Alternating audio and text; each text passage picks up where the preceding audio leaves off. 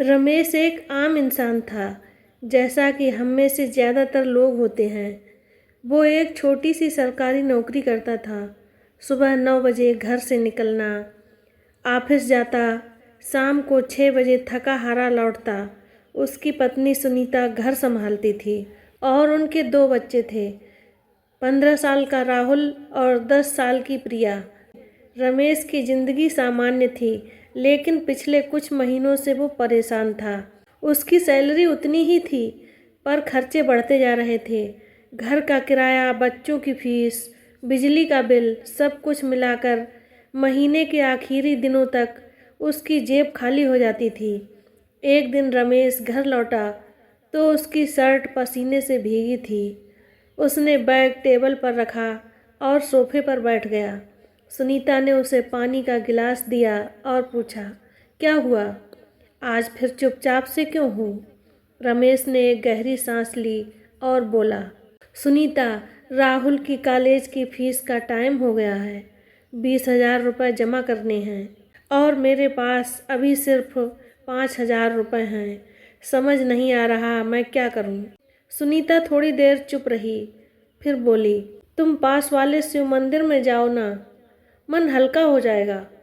भोलेनाथ पर भरोसा रखो, कुछ न कुछ रास्ता जरूर निकलेगा। रमेश ने हल्की सी मुस्कान दी, लेकिन मन ही मन सोचा, भगवान से पैसे तो नहीं मांग सकता ना। अगले दिन रविवार था। रमेश सुबह उठा, नहाया और मंदिर चला गया। मंदिर में भीड़ नहीं थी, बस कुछ लोग इधर उधर बैठे प्रार्थना कर रहे थे।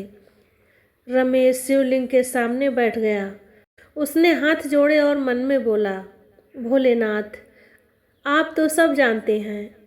मेरे घर की हालत ठीक नहीं है। राहुल की फीस का इंतज़ाम कैसे करूं? कुछ समझ नहीं आ रहा है। बस एक रास्ता दिखा दो।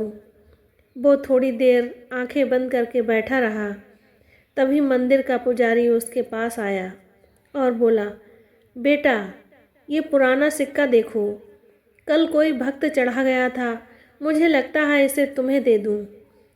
इसे अपने पास रखो, शुभ होगा। रमेश ने सिक्का लिया। वो कोई कीमती चीज़ नहीं थी, बस एक पुराना घिसा हुआ सिक्का था। उसने उसे जेब में डाला और घर आ गया। सोमवार को रमेश ऑफिस गया।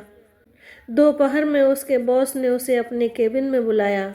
रमेश थोड़ा घबराया, सोचा कहीं कोई गलती तो नहीं हो गई। लेकिन बॉस ने मुस्कुराते हुए कहा, रमेश, तुम पिछले कई महीनों से अच्छा काम कर रहे हो। हमने तुम्हें प्रमोशन देने का फैसला किया है। अगले महीने से तुम्हारी सैलरी भी बढ़ जाएगी। रमेश को यकीन नहीं हुआ। वो बस शुक्रिया सर बोलकर बाहर आ गया। घर पहुंचते ही उसने सुनीता को ये खबर सुनाई। सुनीता खुश होकर बोली, देखा, मैंने कहा था ना कि भोलेनाथ कुछ न कुछ करेंगे। रमेश ने जेब से वो सिक्का निकाला, उसे देखा और मुस्कुराया। उसे लगा कि शायद सच में ये सब उसी विश्वास का नतीजा है। कुछ दिन बाद एक और खुशखबरी आई। राहुल स्कूल से भागता हुआ घर आया और चिल्लाता हुआ कहता है, पापा पापा, मैंने स्कूल की साइंस की क्विज जीत ली है। मुझे स्कॉलरशिप मिली है। पूरे कॉलेज की फीस माफ़ हो गई है। रमेश और सुनीता एक दूसरे को देखकर हंस पड़े। रमेश ने सोचा, मैंने तो सिर्फ फीस के लिए प्रार्थना की थी, लेकिन भगवान ने मेरे बेटे का पूरा भविष्य संवार दिया। उस दिन से रमेश ने उस सिक्के को अपने घर के एक छोटे से पूजा स्थान में रख दिया। वो रोज़ सुबह उसकी तरफ हाथ जोड़ता और कहता, हे भोलेनाथ, आप सच में हमारे साथ हैं।